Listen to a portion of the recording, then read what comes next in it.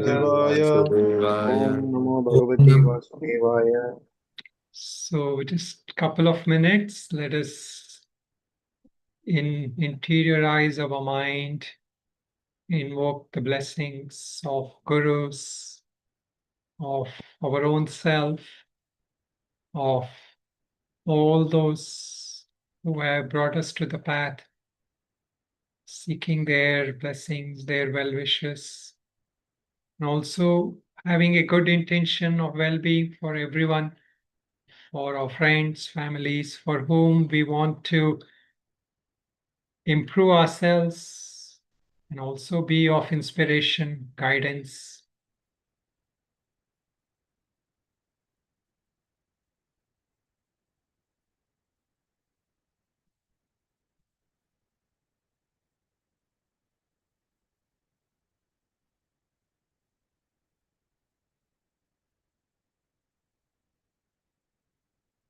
Om Namo Narayana.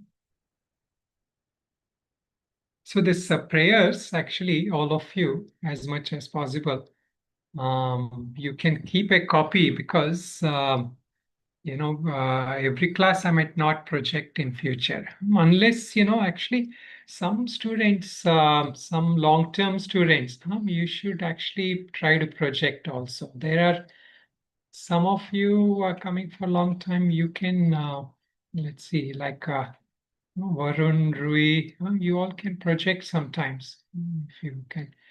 But if not, what I'll do is nobody is doing it, then I will just send that in our group. So all of you keep that as a reference. The English also. So anyone having problem in chanting this, if you want, we can do one more session. But those of you who can chant, you next class onwards, you can stand with me only. You can do together. We can do. But if unless those who are having problems, anybody having problems following this, chanting this? About I have some problems. yeah, Flavia. Yeah. Yeah. So yeah, Flavia, Karina, maybe. So maybe we can do one more session sometime, huh? You all can come because ideally, we will chant together from next class or sometime. Hmm? Who else? Deepika, you can chant, right? Teacher. Yeah. Yes, Guruji, I can. There's no. Yeah. Okay. Okay. Huh? All right. Good. So let us begin.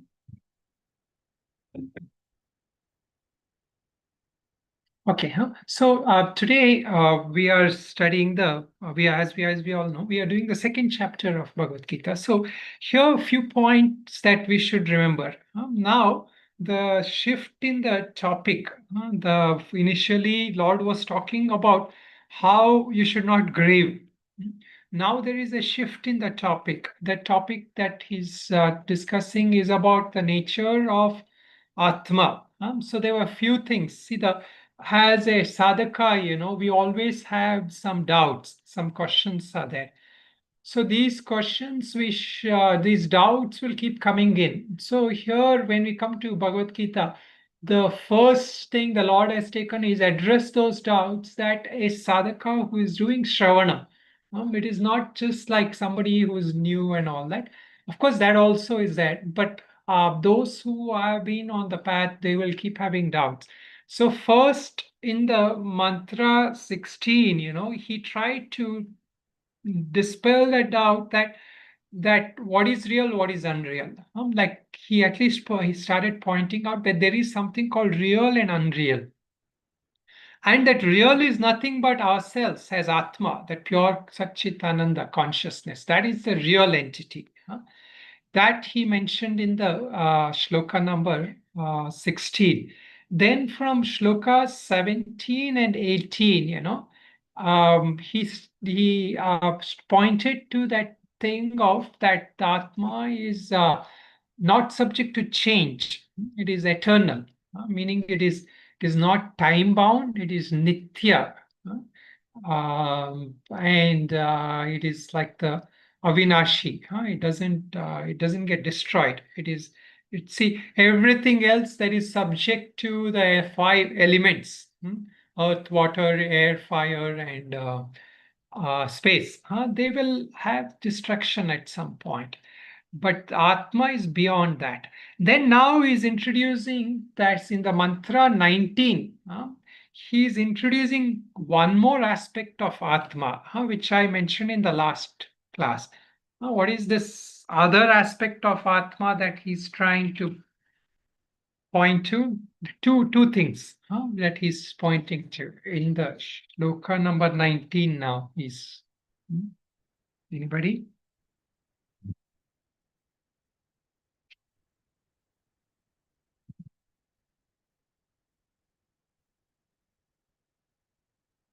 Doership is that's one. Then one more. The aspect of doership is one. Then Experiencership. Experiencer. So there is two things. There is the experiencing, or the experiencership, if you want to call it like that. And then the doership. Experiencing meaning it is only about experiencing happiness, is it? Can we say that? When we say that there is an experiencing aspect of us that he's trying to point beyond, is it only that aspect of happiness that he's pointing to?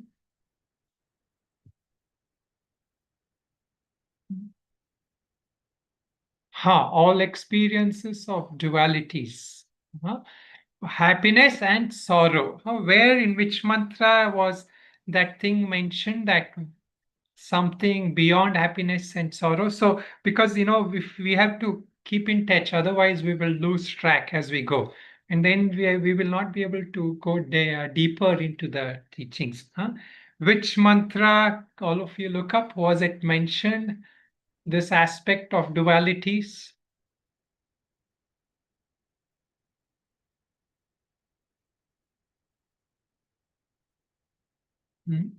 This that thing, that Atma is beyond duality.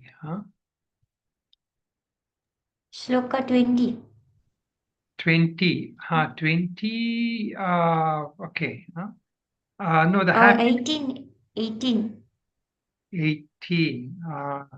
Imperishable, indefinable. So there, where is that thing of happiness and sorrow?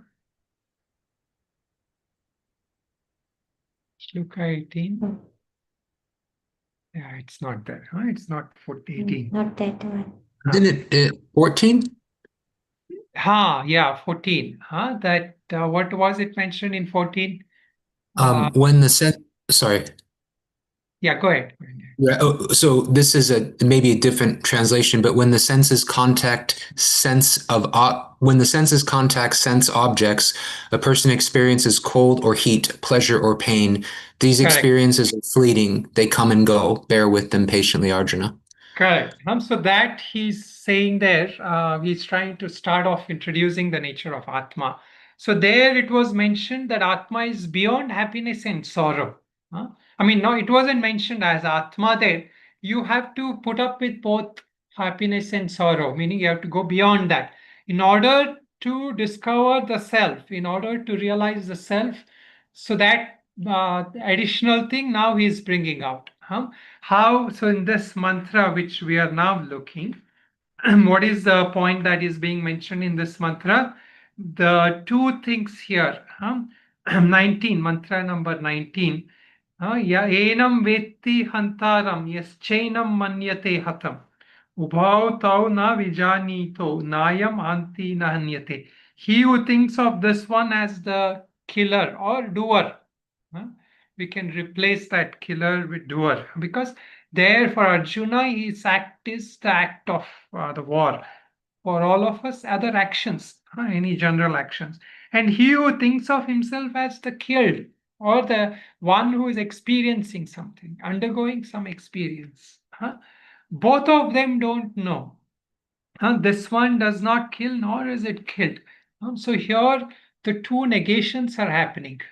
So when we point to when I'm talking about some object in the world, like if I were to tell you about this pen, it color of this highlighter, it is something. Let's say you don't know what yellow is. I can start by saying this is not white, this is not black, this is not brown, and then slowly I can point to that. But in terms of objective things in the world, I don't need to do that, right? I can say that this thing, what you see, that is yellow. So then you understand, oh, this is yellow and this is yellow pen. But in terms of Atma, we are not experiencing like that. So what is the way that it is taught is that it is pointed out by negation. So it is that which is not doing anything. Action, whatever action we take, has three components. I mean, of course, there are different divisions also. It will come later.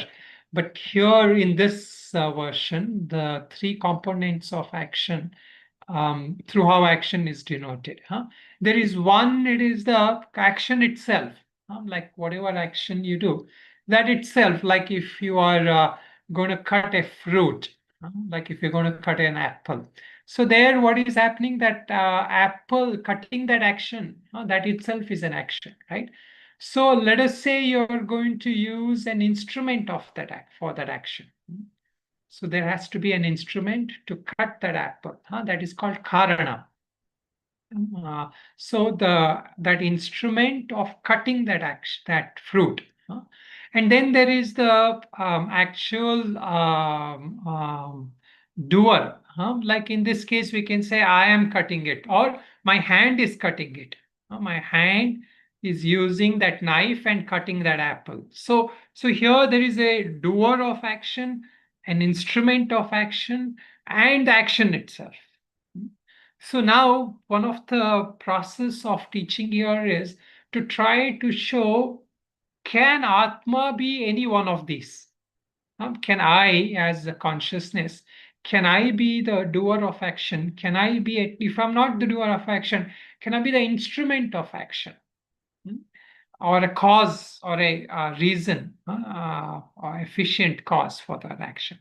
Or am I the action itself? So this is the point that is coming. So these are again, pointers, which are, of course, these are a little bit philosophical, but we can also use as our own introspection to see that what is it that which state of mind am I in? So you see, like when you are excited about something, we are in the happy state of mind. So what are we then? We are a bhokta, we are an experiencer. We are in the recognized as I am experiencing this happiness. And if you lose somebody, if you break up with somebody, then what happens? There is grief. That is also an experiencer, bhokta. But let us say, for example, if you are, if you drive somebody to some place, you take that person somewhere. So there you are the doer of that action. Whatever, you are the driver. You're the driver who drove somebody to somewhere. And if, like, you are teaching somebody, then you are also a doer. There is a doership involved. Sorry.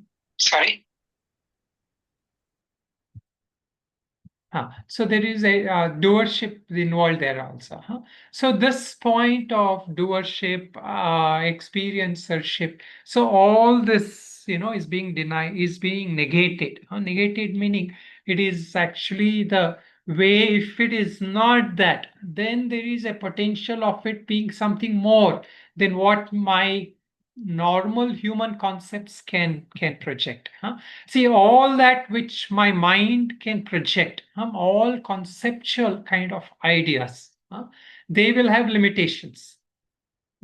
So the idea with the Vedanta is that we are trying to project to something which is beyond the concepts, but using the concepts. So how is this possible? It is possible when we use the concepts and negate those concepts. then we are pointed to something which is beyond that concept. So like if you were to point to somebody, who's coming the first time to, let's say, an alien, you meet an alien and you want to tell them what is sky.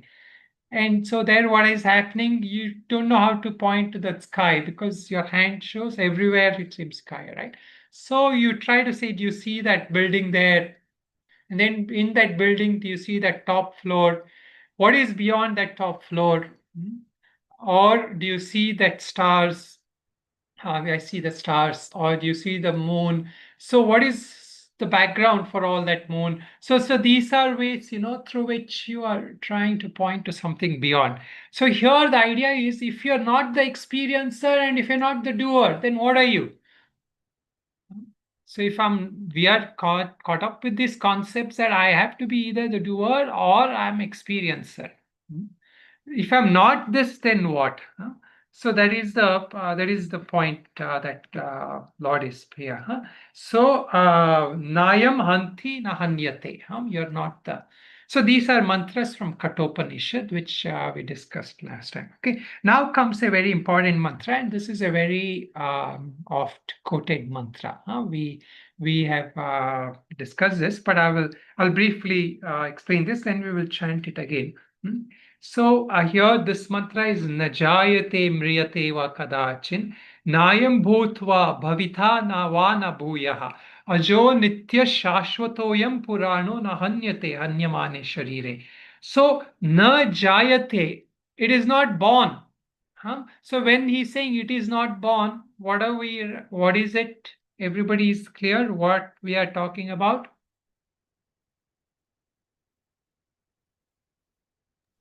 It is eternal. It has always been. No, but what is that it we are talking about? Consciousness. Consciousness, Atma. And who is Atma? I. Pure consciousness, awareness. It's not Swamiji is Atma or somebody else is Atma. Okay, I am that. So actually that word Atma is I. When we say Atma, means that it is I, myself.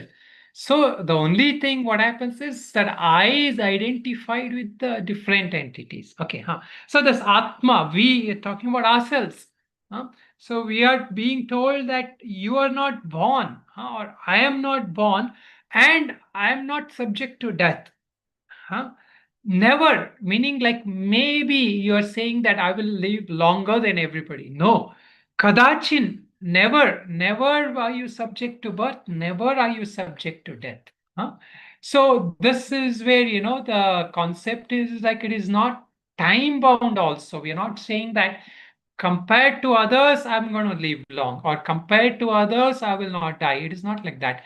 You are never born, you will never die. And furthermore is what Nayam Bhutva Bhavitha Vanai Bhuya.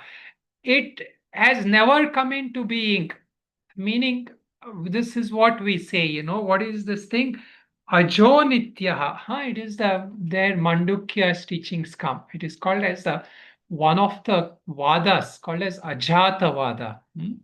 Ajata Vada means say it is a concept of no birth. This is a very, very famous thing. If all of you last until Mandukya, we can do it. Ajatavada. Ajatavada means that is the highest concept of all the theories. So there are different theories and different concepts. In Vedanta, in Advaita Vedanta also there are different theories. There is the how for sake of explanation, different theories are there. What is the nature of consciousness? So of all this, so some of them is, they say it is called the Vivartavada. Vivartavada means like it is like a mirage. It seems like the world has come, but you have come. The world has come. So this is a concept which is used for explaining for all teachings in Vedanta, especially Advaita Vedanta.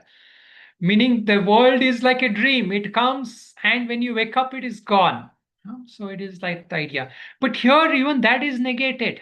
Why? Because in order to conceive of the dream, then you have to give reality to that world.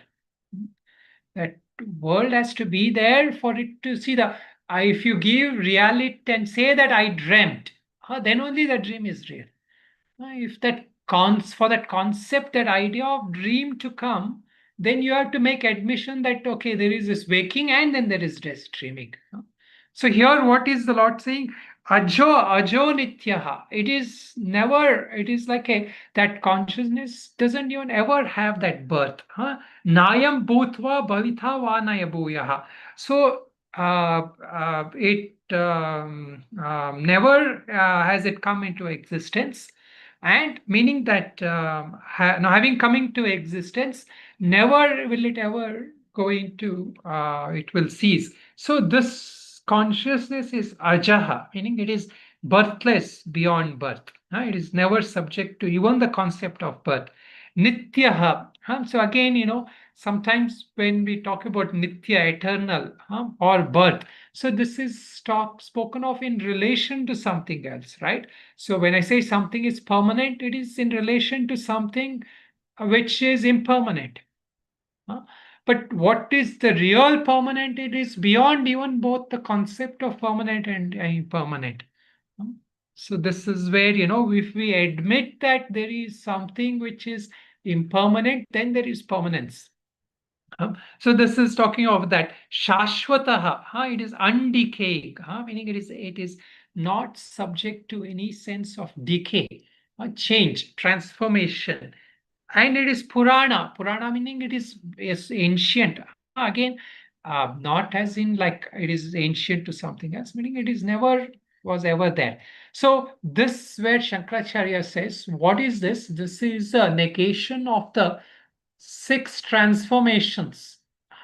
It is not just about birth and death. It is also about the 6 transformations that everything in nature undergoes. Shadvikara. Anybody remembers what are the Shadvikara, 6 transformations?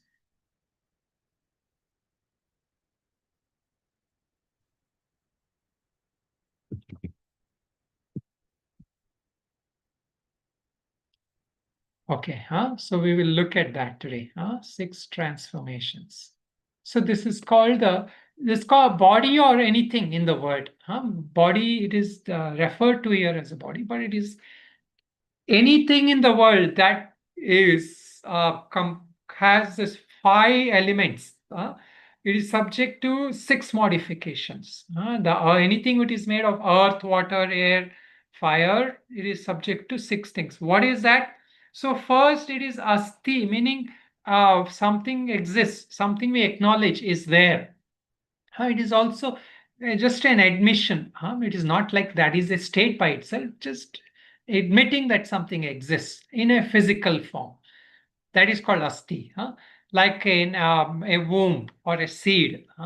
That seed before the tree is come, so in that seed is that potential, right? So that is called as asti.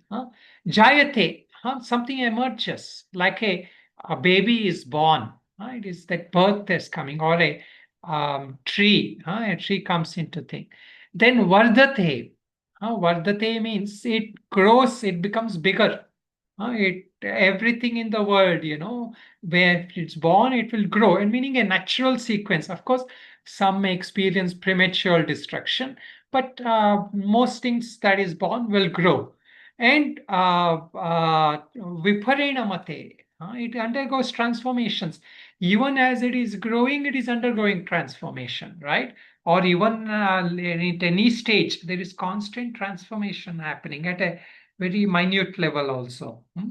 Viparinamate. Viparinamate meaning it undergoes, viparinamate. Then apakshiyate. Apakshiyate means it starts to decay. There is, when somebody ages, we see, for example, even if you take it a very minute level, like a hair of a body. So a child is born, the hair grows, and then what happens? Or even for us, right? New hair will grow. Then after some point, what happens that that hair will turn color. It could change, become gray. That is the vipakshiyate, meaning it is denoting the decline. And then the last stage is vinashyati. Vinashyati means it will dissolve. It is subject to destruction. So everything in the world is subject to these 6 modifications. Okay, so now what is happening when he's talking about which are the 2 things he's talking about? He's talking about jayate and vinashyati. In the mantra, he's talking about birth and death. Now, he's denying birth and death, but Shankaracharya says that the Lord has actually denied all 6 of this. So how is that possible that he could have denied all 6 when he spoke about only these 2? Any thoughts?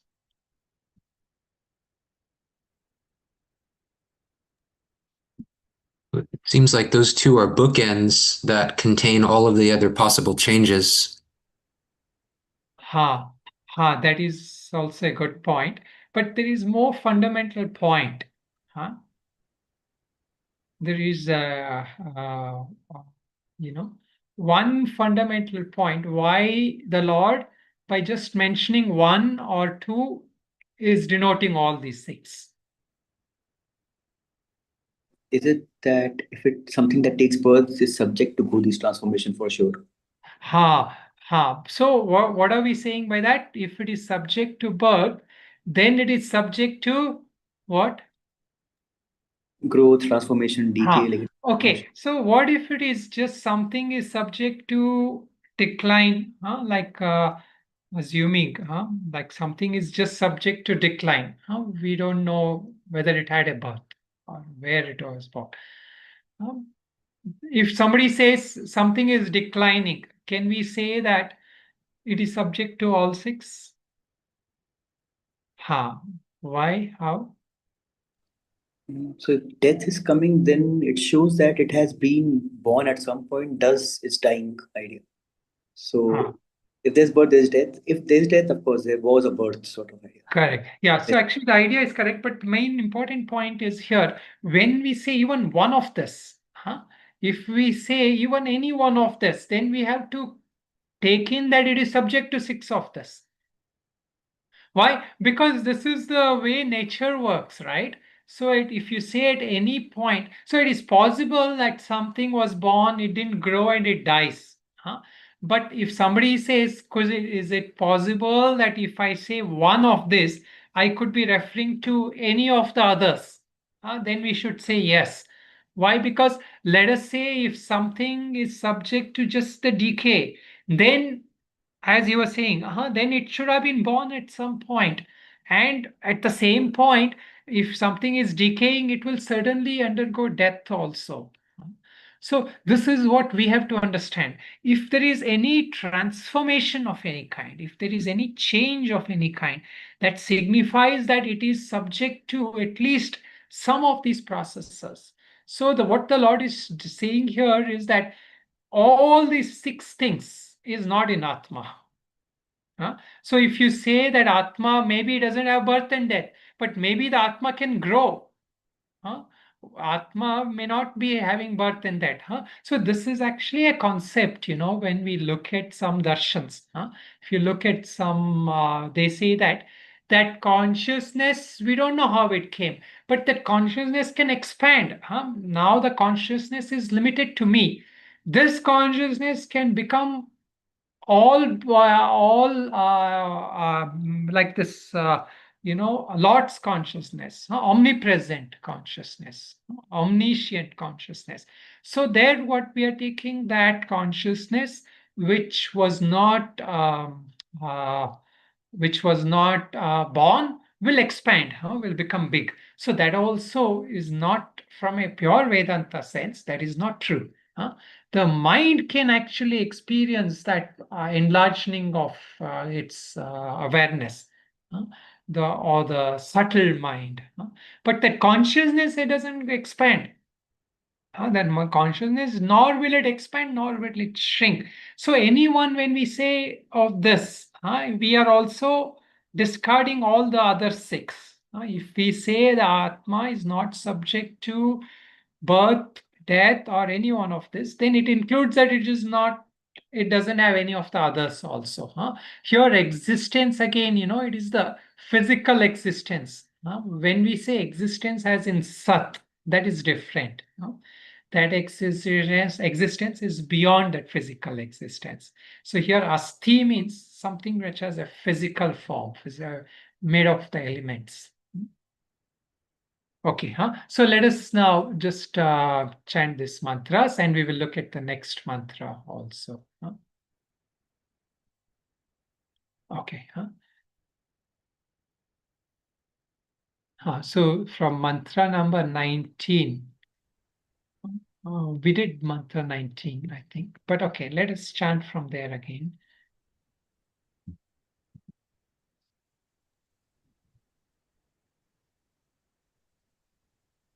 Okay. Ya enam vetti hantarai. Ya Yahinam vitti hantara. Yaschenam manyate hatam. Yaschenam Yaschenam manyate manyate hatam. hatam. Ubhau tau na vijanito. Ubho Ubhata na na vijanito. vijanito. Nayam hanti na hanyate. Nayam Nayam hanti hanti na na hanyate. hanyate. Na jayate mriyate va kadachin. Na Na jayate jayate mrilyate mrityate va va kadachit. kadachit. Nayam bhutva bhavita va na bhuyaha. Nayam bhutva bhavita mana bhuya. Ajo nitya shashvatoyam purano. Ajo Aja nitya nitya shashvatoyam sasvatoyam purano. purano. Na hanyate hanyamane sharire. Na Na hanyate hanyate hanyamane hanyamane sharire. sharire. Veda vinashinan nityai. Veda Veda vinashinam vinashinam nityam. nityam. Ya enamajam avyayam. Ya Yaena majamam vyayam. Katham sapurusha partha. Katham Katam sapurusha sapurusha bharta. Kam ghatayati hantikam. kam Kam ghatayate ghatayati hantikam. hantikam. Just chant one more mantra. Vasansi jirnani yatha vihaya. Vasansi jirnani yatha vihaya. Navani grinhati naroparani. Navani Navani grinhati nati naroparani. naroparani. Tatha sharirani vihaya jirnan. Tatha Tata sarirani vihaya sharirani jirnam. jirna. Yanyani sayati navani dehi. Nyanyani Yanyani samyati samyati navani navani dehi. dehi. Okay. So now this mantra here is which we did just now. This mantra, which is the last mantra, it looks like a simple mantra, but it has a lot of points. So it is one again long Bhashya by Shankaracharya. I won't go into all of that, but basically, what is this mantra saying? Veda avinashinam, nityam, sa enam ajam avyayam. So this what he self, which he's already mentioned. So what should be, he's concluding from all this was, what should we know this self as? It is indestructible. He has already mentioned that. Eternal, he has already mentioned. Unborn, also he has already mentioned. Avyayam, it is not subject to change or decay. So, but the point that he is now mentioning, how can he, O Partha, kill that self?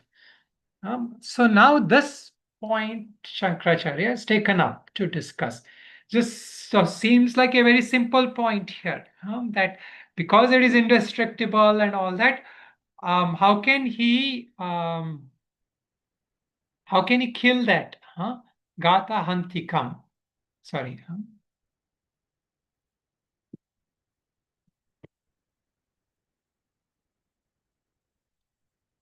We did this 2019 we have finished, right? Yes, 19 finished. 19. 20 finished. 21 onwards. 21. Okay, so we're doing the correct one. Okay. Huh? So now this mantra here. What is the point here? So this is the mantra which I was. There is quite a bit bhashya on this. I'll just summarize the few points in that bhashya. What is the points here? Is that so? So I mentioned this point already. What is the point on that action? There are three components of action. That means it is not subject to death. I mean, it is that action and the instrument of action and the doer of action. So there are 3 points. So now the point here that is mentioned by the Lord is so come gati ya antikam. So the point here is that whom does that person kill and whom does he cause to be killed? Actually, this translation is incomplete. So there is one more point one more thing that is missing here. What is missing here is that how can he kill and how can he be the cause of somebody dying? So the first point is okay. The second point is how can he be the cause of somebody's death? So we can say that okay, the Atma doesn't kill, but maybe the Atma is a condition, meaning killing, meaning action. Maybe the Atma is not the Karta, but maybe the Atma is that provides the conditions for the action to happen. We do say that sometimes. How is seeing possible? Because the power of Atma is there, you can see, we say sometimes.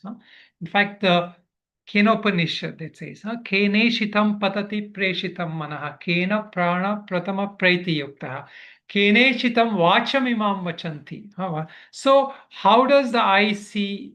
Who is it instigates that ears to hear? Who instigates that mouth to speak? So there it was pointed, everything is Atma. So is it possible that Atma can be the cause, somehow the provides that condition for this to happen? So here this is the point that Shankaracharya has taken up to discuss, and he mentions that there is not even nor is the Atma the doer, nor can it be the cause of action for something to happen. So he provides different things, but some of the points that he addresses here is so the point that he understands is that if the mind is doing some action, like for example, now I want to say something. So in order to say something, the mind helps me to think. So here what is happening? The mind is the cause through which my thoughts are articulated, right? So, but what is happening with the Atma is that all the functions of these things are confused by that Atma to be that. He goes on to elaborate further, like if we take some examples. Of course, he doesn't give that example. Like if we see something is moving, like if we say that the sky, the sun rises in the morning, we say. We say that the sun is rising in the morning. But really, the sun is never rising, right? The sun is where it is. The earth moves and we experience the sun as rising. So, how can we come and negate this? So, we cannot negate this by just kind of closing our eyes or something, right? That knowledge, when that knowledge is clear in us, then we can say that, yeah, although I see that the sun is rising, but the sun doesn't really rise. So we have negated it at the level of our mind, that instrument. So similarly, from our worldly experience, my eyes seems to see, my mouth seems to talk.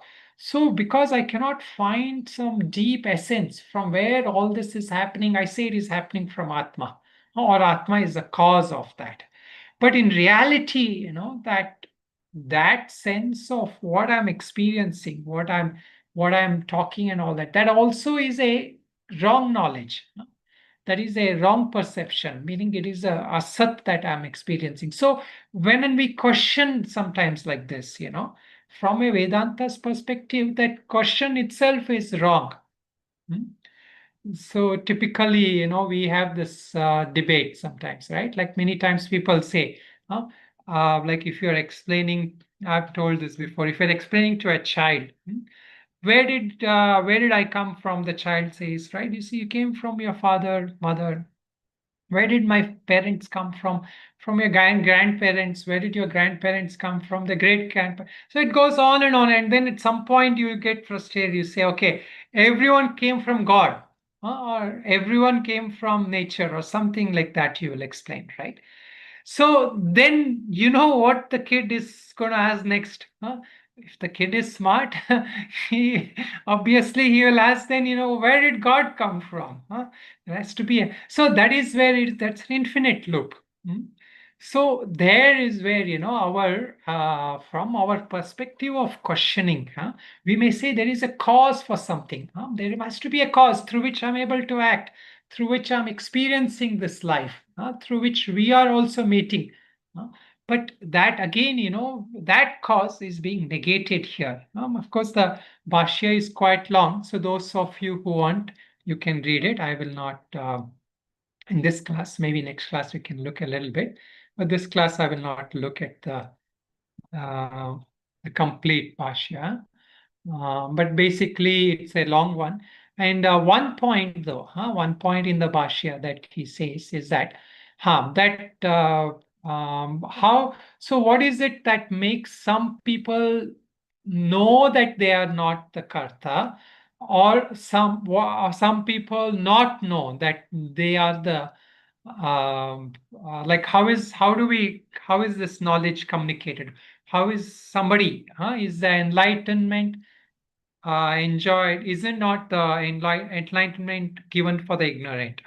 So this is where Shankaracharya makes a point that real knowledge, that I'm not the karta, I'm not the agent, I'm not the enjoyer, meaning I'm not the bhokta.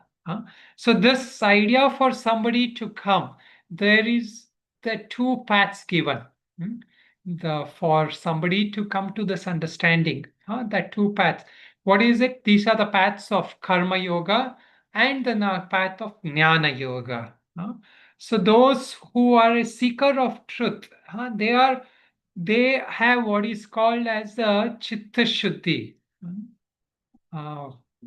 This point we will look at it in next class.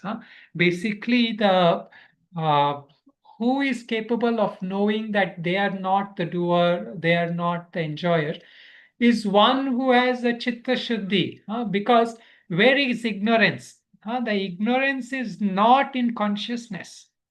Atma, we say, is nitya shuddha mukta buddha, meaning it is enlightened. So then where is the unenlightened stage? Where is the ignorance? That ignorance is in the mind, or we can say the intellect also. So we are now studying. All this studying, all this contemplating, all this meditating we are doing. Why are we doing it for? So that the mind will become pure, and it will not that the mind will actually get enlightened as such. Atma is already enlightened. The nature of our self is already enlightened. It is Nitya Shuddha Mukta. But problem is that we are not aware of this enlightened state. We are in that ignorant state. So that is where eventually Karma Yoga is the first path that the Lord will give. Why? Because through Karma Yoga, you are able to offer that actions to that Lord. See, karma, when we say the word karma, karma is action. And the difference in the normal action is that when I do the action, I think I am the doer, right? In Karma Yoga, that shift is happening. So in Karma Yoga, the one of the first shift from a bhakti perspective is you become that instrument and God is the doer. Or you are just you are doing without expecting results. So I mentioned this last class. You are giving up the results of action. Like I want good, I want bad. That results you are giving up. So that is one of the first things of karma yoga. The second thing of karma yoga is that giving up that kartritva. So until now you were the doer. So you shift from being the doer to being an instrument. Then what happens? Like you use the hand, you uses the knife to cut that fruit. So until now we were thinking I am that hand. So now we become like that knife and we allow God to cut that fruit. So then that kartritva is also being given up. Of course, all this will come in deep thing. I'm just introducing the topics here. That whole 3, 4, and 5 chapters. They explain the essence of karma yoga. But if we understand that this thing, that Atma is not the karta, we are free from that sense of doership and enjoyership, then it is easy for us to then this easy to do karma yoga, meaning that we are easy to renounce that notion we have, the wrong notion that we have. Okay, so we will leave it at this. So I think, yeah, just this and 2 more classes we have which are related to Atma. Then again, he will go to a little bit more holistic kind of teachings. Also later on, some very deep psychological teachings on how to be free from habits and all that. It's in this chapter later part. Okay, any questions, comments, people have? Swamiji Pranam. Yeah, Mir. In the 20th shloka, it is said that the self is never born and never dies. But in day-to-day life, when we go through some ups and downs in work or relationships or any other aspect, it often feels like we are constantly dying and rebuilding. So, how can we practically remember that our deeper self never remains untouched by these cycles? Actually, I forgot to show the Mananam questions. We have Mananam questions for this, which is actually the reason why I put this because, so this is 20 and 21. It is related to these two. So is my notion of myself limited to the physical body? So this is one of the first notion that we are always carrying when, like you were saying, every day you're experiencing that thing. What is that notion there? That constant notion we have is that I'm limited to this physical body. And what is my experience of others? They're just this body. So we are just interacting. So especially the world of business world or any kind of world we interact, right? People are used to doing that.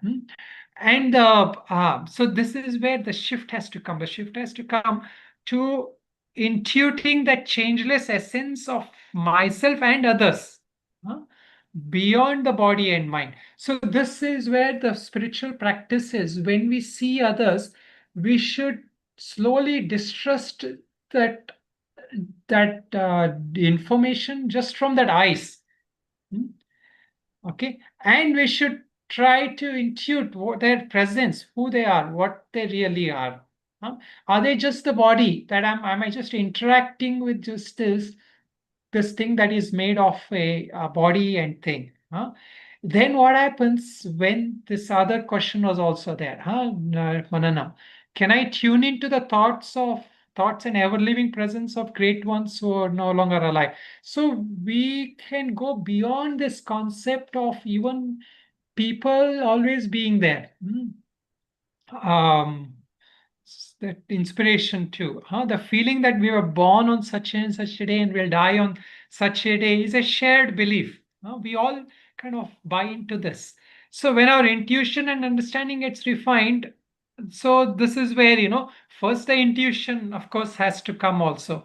But at the same time, we can start with our understanding also. Putting these teachings in our daily life. Is it true that this person was born? Am I just interacting with him at that level? The soul. So we wake up to our essence is not only beyond death, but was never born. Okay, this of course Kartika will sign in the group. But yeah, so this is how we have to practice these things. There is no kind of a direct way to kind of say that yeah, this person, there is no birth, there is no death. So again, we should not make it just like a theory or affirmation. We should question it. Is this person just birth? Is this person just based on what I see? So the physical body is what we give that attributes of birth and death to. Swamiji, just a follow-up question. Just let me know if I'm Let me digressing. take other questions Sorry, from others. no We problem. will come to you later. Anybody else had any other questions? Swami, do you have a moment for a question on Shloka 17 about the word pervade? Yeah. So know that alone to be imperishable, which pervades the universe. It seems to me that from, like, let's say Shankara's more strict Advaitic point of view, that's a concession to language and concept. So, for example, in Western paradigms, Western philosophical paradigms, if I have a book here, okay, so I have this book, you could say the essence of this book is bookness, and bookness pervades the book, but in fact, the book is nothing but bookness. Yeah. So I'm thinking of like the Chandogya Upanishad, Sarvam Kalvidam Brahma, right? All of this is Brahman. It's not that Brahman pervades anything. It's that everything is Brahman, right? Isn't more like the ultimate or the final conclusion of the Vedantic doctrine? Yeah, so that is true. So here, know that to be indestructible, by which all this is pervaded, meaning this is that same thing, like Sarvam Kalvidam Brahman, what you are saying, right? All this is pervaded. Sarvam idam, yenam sarvam idam tatam. Avinashi tadyena sarvam idam tatam. So sarvam kalvidam, which we say, Brahman, that is the same concept here. So the only difference here is, like, see, when we take something like matter, so we can say that space pervades all the other things. Like all the other elements are pervaded by the space. But when we take about Atma, we have to say maybe that space pervades Atma also. That is one concept which we may think, that that Atma, that maybe that space pervades that Atma also. So in order to negate that, here he is saying that even that, see, that space, where can it pervade? It can pervade only that physical world, what we experience. So in your dream world, you're not experiencing that space, or at least that actual thought world, it is not pervaded by that space. So here it is that same thing. So your question was where you said it is a concession. Concession meaning you are saying that it is a concession to the ultimate concept of reality. Yeah, like it's a concession of language. It's almost like it's a graded path to get to that last kind of ultimate, everything is Brahman. Yeah. So we're walking step by step here and we're saying everything is pervaded by Brahman. But really, it's not that, like, in the ultimate, so take a book again. It's not that this is a book and it's pervaded by Brahman. It's that the book is Brahman. That's true. That is true. Yeah, that is, in that context, it is, yeah, this is again a teaching point, that to help us raise our understanding. So like when I say that space pervades all the thing, I'm pointing to something higher than all the four elements. which pervades it. So here it is similarly, because I experience this world of all these things, then there is something which pervades all of that. But yeah, it is a stepping things. So as we get more fine-tuned, we should try to understand what pointer it is. In fact, the next shloka, maybe homework until next class, when we do the next shloka, which is shloka number 22, in that shloka, we should all try to see, this teaching, at what level is this teaching compared to the teaching that the Lord has been giving. So here, this is a difference. So not all teachings are talking from the Rajatavada. So it is in that sense a concession, but yet it is a pointer to lift us out of the gross objects. So in fact, that Sarvam Kalvidam Brahma, some people consider that as a concession, that teaching. So there again, that meaning you are accepting that world, that reality of that world. Okay, any quick points? Any other quick clarifications? If anybody wants longer clarification, you can do next class or you can stay back also. Okay, we will, next class we will take up the rest. Om Purnamada Purnamidam Purnat Purnamudachyate Purnasya Purnamadaya Purnameva Vashishyate. Om Shanti Shanti Shanti. You can send the questions in the group also if there is any.